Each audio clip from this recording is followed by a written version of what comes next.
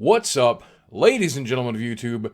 Boogie2988 coming at you live once again through the power of the internet. And today we're going to talk about the internet, specifically net neutrality and the open and free internet. And for those of you who have enjoyed an open and free internet, the internet being the last bastion of free speech, for those of you who have grown up never knowing what it was like to not have the internet, much less the freedom that the internet allows, this is pretty important.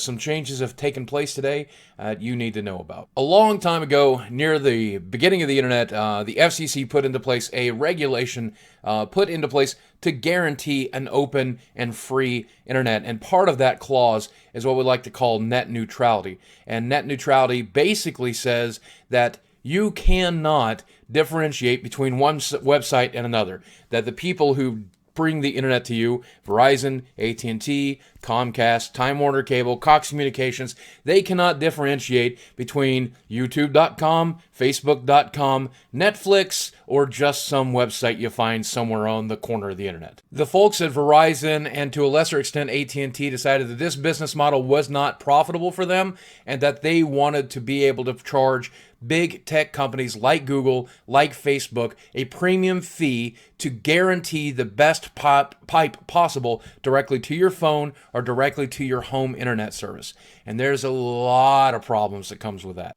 This stifles creativity and innovation because a new startup company that creates a brand new awesome app or a brand new awesome website may not be able to pay for that premium pipe, so their website gets pushed into the slow lane, meaning they are not able to provide a premium service. Therefore, you don't like the app because it's just too slow. Since torrenting is pretty much synonymous with piracy, ISPs would be able to full-on throttle or even block torrenting data because they just don't want it on their service. But beyond all of this, this gives ISPs a way to selectively censor the internet. If a website comes up that uses unpopular speech that your ISP disagrees with, then they are capable of throttling it to almost non-existence, and this change in the law will actually give them the ability to completely block websites they don't like. And a lot of people use piracy as an example. Sure, they'll block the Pirate Bay, but that's where it starts. I promise you, it won't end there. So today, a federal appeals court ruled that the FCC does not have the power to enforce these net neutrality rules. And this isn't the death knell just yet. It does mean we've still got an opportunity for the FCC to appeal and take it to a higher court, and we can win there. But it does mean that the drums of war have begun. It's time to educate yourself. It's time to know what you can do, and it's time to start communicating with all of the people. But the first and simple thing that you need to do is not get pulled in by their bullshit ruse. If you've been around as long as I have, you'd know that the majority of the history of the internet did not involve data caps, at least here in the United States.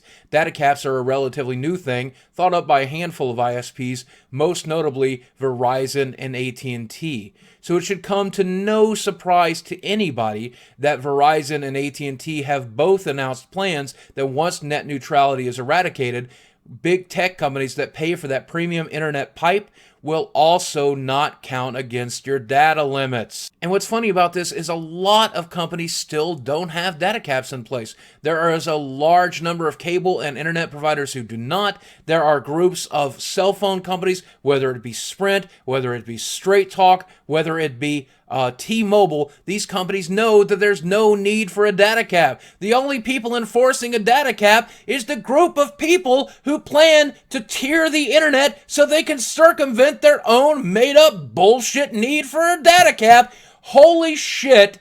It's like out of a Bond movie. It's something like one of the villains from a Bond film would come up with. Not that I'm a big fan of the FCC either. They're monsters too. But if I have to pick a monster to side with, I'm going to pick the monster that's not interested in bleeding and already very poor people dry. So here's what you need to do. First off, if you're a right-winger and you hate government regulation, then applaud today. You're going to let Verizon and AT&T be the ones to regulate you, and today's a good day for you.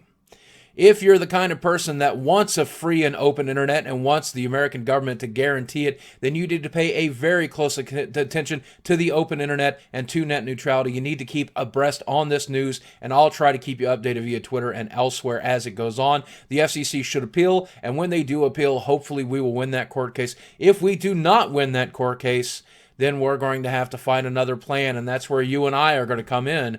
You and I are going to have to try to appeal to the Congress of America and try to convince them to pass a law that will put the FCC regulations on the books for good. But that's not here yet. And I'll keep you informed via Twitter and here on YouTube as we progress. But fingers crossed, if you enjoy the internet as it exists today, know that that time is limited. Because the terrifying reality of it is, I believe that one day they will make a business model very similar to the cable companies, in which you have a tiered system of internet. When you sign up for your phone, they'll give you 2 free gigs to use whatever you want for $60, but then you can subscribe to circumvent that gigabyte limit by purchasing certain packages. Would you like the social media package? It includes Facebook. It includes Google+, only $9.99 a month. Do you want the YouTube, Hulu, Vimeo package? Well, that's only going to be $19.99 because it uses a lot of bandwidth. And if you want to see a smaller website on the internet that's not included in one of these packages, you just have to eat away that data. Sorry.